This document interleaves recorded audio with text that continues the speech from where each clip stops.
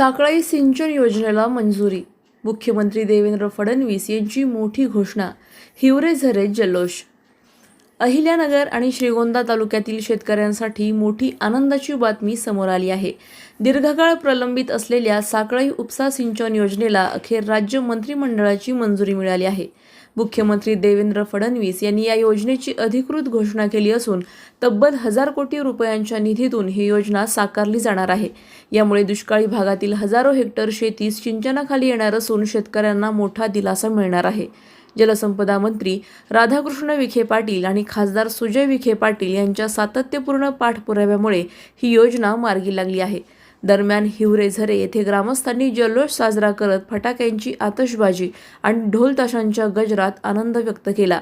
अनेक वर्षांच्या संघर्षानंतर अखेर यश मिळाल्याने ग्रामस्थांमध्ये समाधानाचे वातावरण आहे.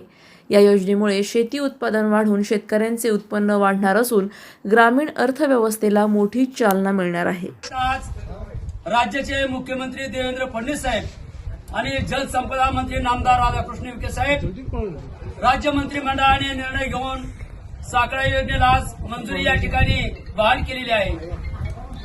या जिल्ह्याचे सुपुत्र आणि माजी खासदार डॉक्टर सुजय विखे पाटलांनी जो काही या योजनेसाठी संघर्ष केला, पुणे जिल्ह्यात या संघर्षाचा आम्ही सर्व शेतकऱ्यांच्या वतीने मनपूर्वक त्यांचा आभार मानतो. आणि जो काही या भागाला न्याय मिळाला, या न्याय मिळण्यामागे डॉक्टर सुजय विखे पाटलांनी संघर्ष करून जीवाचं रान करून साखळा योजना त्यांनी मंजूर करून घेतली.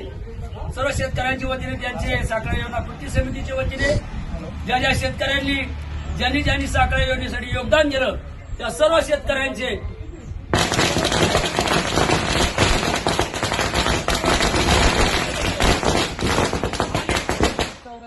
डॉक्टर सुजय विखे पाटलांचा त्यासाठी अनेक वेळा त्यांना कृती समितीच्या सर्व कार्यकर्त्यांना अनेक वेळा अपमान सहन करावा लागला.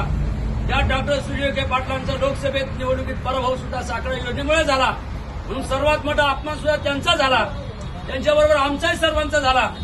परंतु तरी सुद्धा त्यांनी हार न मानता योजना मंजूर करून दाखवली.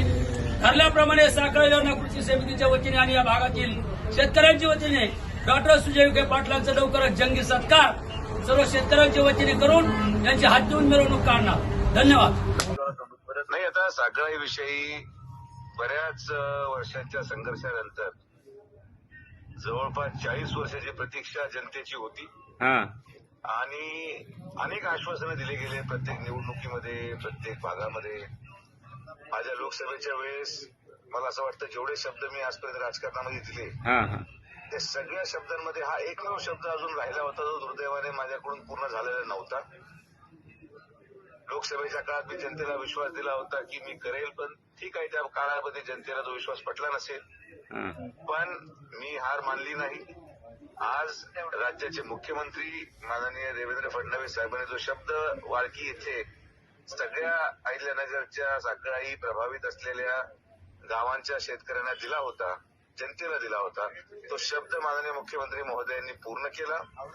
आज राज्य मंत्रिमंडळामध्ये राज्याचे जलसंपदा मंत्री तसेच अहिल्यानगर जिल्ह्याचे पालकमंत्री माननीय नामदार राधाकृष्ण विखे पाटील साहेबांनी जी मेहनत या प्रस्तावासाठी घेतली आणि माननीय मुख्यमंत्री महोदयांच्या प्रयत्नातून ते कॅबिनेटमध्ये आज आली. माननीय मुख्यमंत्र्यांच्या नेतृत्वामध्ये राज्य मंत्रिमंडळाने साखळीच्या प्रकल्पाला आज कॅबिनेटमध्ये मान्यता दिलेली आहे. जवळपास 1300 कोटी रुपये खर्च करून पुढच्या 4 ते 5 वर्षामध्ये या योजनेला सुरुवात पूर्ण केली जाईल. आणि आम्ही आता मी केरळ दौऱ्यावर असल्या कारणाने मी माननीय मुख्यमंत्री महोदयांना परवा देखील मुंबई इथे भेटलो होतो. पालकमंत्री महोदय होते आणि आम्ही विनंती केली होती की साहेब हे कॅबिनेटमध्ये या 1 तारखेला आपण घ्यावं, आणि साहेबांनी तसंच आमच्या विनंतीला मान देत आज मान्यता दिल्याबद्दल मी राज्याचे मुख्यमंत्री तसेच दोन्ही उपमुख्यमंत्री व सर्व लोक ज्यांनी या साखळीसाठी संघर्ष केला, यामध्ये माझे नेते स्वर्गीय शिवाजीराव कर्डिले साहेब, ज्यांचं खरं तर स्वप्न होतं की योजना व्हावी आणि जर भूमिपूजन आम्ही दोघांनी मिळून ठरवलं होतं कसं नियोजन करायचं, पण काळात ती गोष्ट दुर्दैवाने घडू शकली नाही. पण गडवे साहेबांचं स्वप्न आज पूर्ण झालंय. माननीय बबनदादा पाचपुते साहेब यांनी प्रदीर्घ काळ या सगळ्यासाठी संघर्ष केला, त्यांचं स्वप्न आज पूर्ण झालंय. आणि विशेषतः ते सर्व मग यामध्ये साखळी सुकाणू समिती असेल, सर्व शेतकरी असतील, यांनी अनेक वर्षाची प्रतीक्षा केली. आज ती प्रतीक्षा पूर्ण झालेली आहे आणि मी सगळ्या लोकांच्या मनापासून आभार व्यक्त करेन की ज्या विश्वासाने ते आमच्या बरोबर राहिले. त्याला विनंती करणार आहे की एखादं काम मागं पुढं होत राहतं, पण विश्वास हा ठेवला पाहिजे. आज जो विश्वास आणि जे शब्द जेवढे मी दिले होते, आज माझे सगळे शब्द एक राजकीय प्रतिनिधी म्हणून पूर्ण झालेले आहे. जिल्ह्याप्रती मला विश्वास आहे की या कामाच्या माध्यमातून या सर्व 32 गावांना आणि यांच्या पुढच्या 50 वर्षाच्या भविष्याला एक दिशा देण्याचं काम माननीय मुख्यमंत्री महोदय आणि जलसंपदा मंत्री महोदय.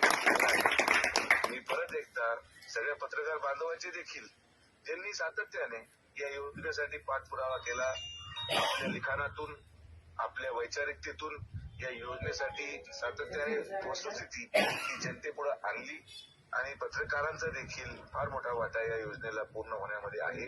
तर तुमच्या पत्रकार बांधवांचे देखील मनापासून आभार. आणि हे सरकार आदरणीय प्रधानमंत्रींच्या नेतृत्वामध्ये राज्यामध्ये असलेलं महायुती सरकार हे जनतेच्या हिताचं आहे, जनकल्याणासाठी आहे. हे परत एकदा माननीय मुख्यमंत्री महोदयांच्या नेतृत्वामध्ये सिद्ध झालेलं आहे. धन्यवाद. भारत माता की जय.